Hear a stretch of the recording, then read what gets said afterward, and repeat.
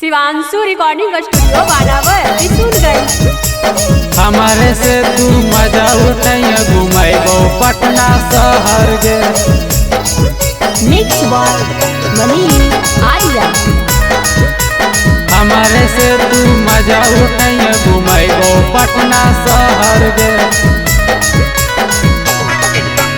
भेज दे अपन भातारा के कमाए खातिर बहर गे।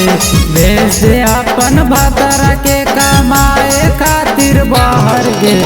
हमारे से तू मजा उठैया घुमाइबो गया शहर गे। हमारे से तू मजा उठैया घुमाइबो पटना शहर गे। भेज दे अपन भातारा के कमाए खातिर बहर गे। भेज दे अपन भातारा के कमाए खातिर बहर गे। हमारे से तू मजा उठैया घुमाइबो गया शहर गे। हमारे से तू मजा उठैया घुमाइबो पटना शहर गे। हमारे से तू मजा उठैया घुमाइबो पटना शहर गे।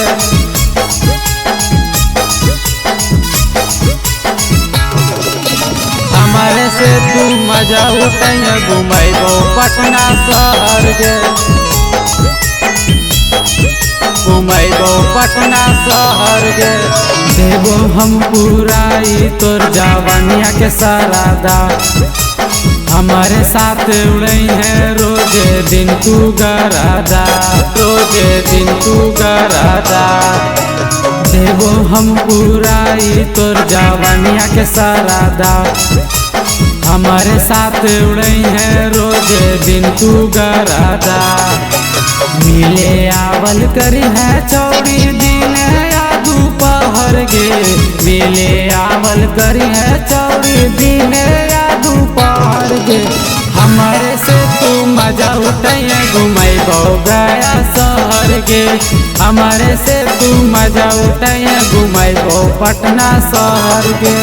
हमारे से तू मजा उठैया घुमाइबो पटना शहर गे।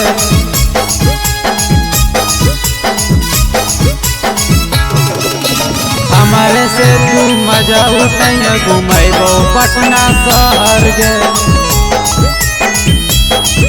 घुमाइबो पटना शहर गे।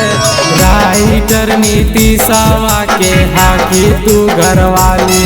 सुमित रावानी के दी है मजा खाले। दी है मजा खाले। राइटर नीतीशवा के हाकी तू घरवाली। सुमित रावानी के दी है मजा खाले। जखन तू बोलै मी चौड़ी अइबो घर के बाहर गे। जखन तू बोलै मी चौड़ी अइबो घर के बाहर गे। हमारे से तू मजा उठैया घुमाइबो गया शहर गे। हमारे से तू मजा उठैया घुमाइबो जहान शहर गे। शिवांशु रिकॉर्डिंग स्टूडियो बानावर किशुनगंज।